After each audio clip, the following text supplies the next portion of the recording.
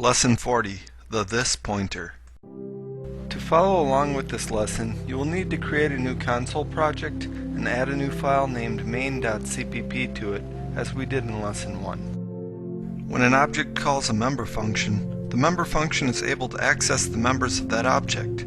This simple class contains an int member and has get and set functions. These functions are straightforward. In our main function, we create an int object. Then we call set to set its data member value to 3. After this, we call get. Executing the program, we see exactly what we expect. The outputted value is 3. We can have many instances of a class in one program. So how do functions like set and get know which object has called them? The answer is that the member functions are passed a pointer to the calling object. The pointer is passed in with the name this. In our example, this points to the object myInt. In fact, we should think of member functions as plain functions with an additional pointer parameter of the class type that the function belongs to. For example, the signatures of our set and get functions with the additional this pointer would appear as shown here.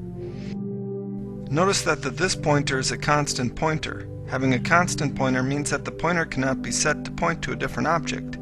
However, the object that it points to can be changed, as we did in the set function. The this pointer is a hidden parameter, so we cannot see it. However, we can use the this pointer.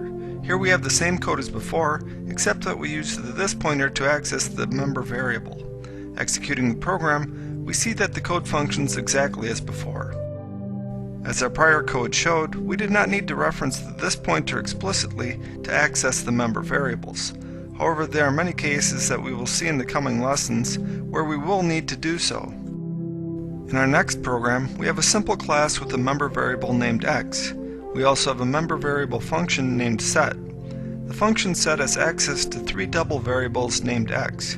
One is global, one is local, and the last one is a member variable. When x is set to the value of the argument, it isn't clear which x gets set by the assignment.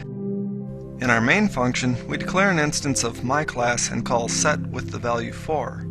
Then we output the values of the global and member variables named x. Executing the program, we see that neither of these x values has changed. In fact, the local x value that we didn't output was changed. The local variable hid the member variable in this case. However, if we use the this pointer, the member variable will get set. This time, when we execute the program, we see that the member variable was set to 4. In our lesson on local and global scope, we stated that the variable with the most local scope hides the others.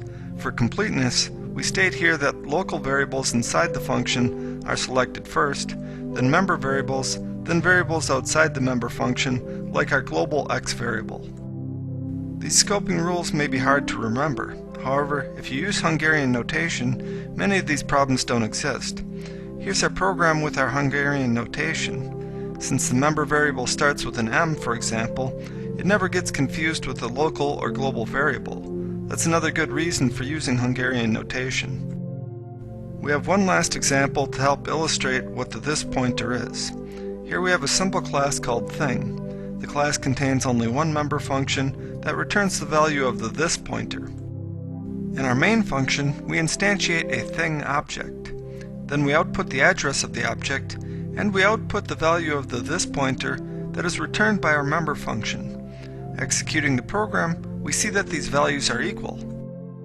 This last example demonstrates clearly that when we call the member function getThis, the value that is passed in as the this pointer is in fact the address of the calling object. This concludes the lesson.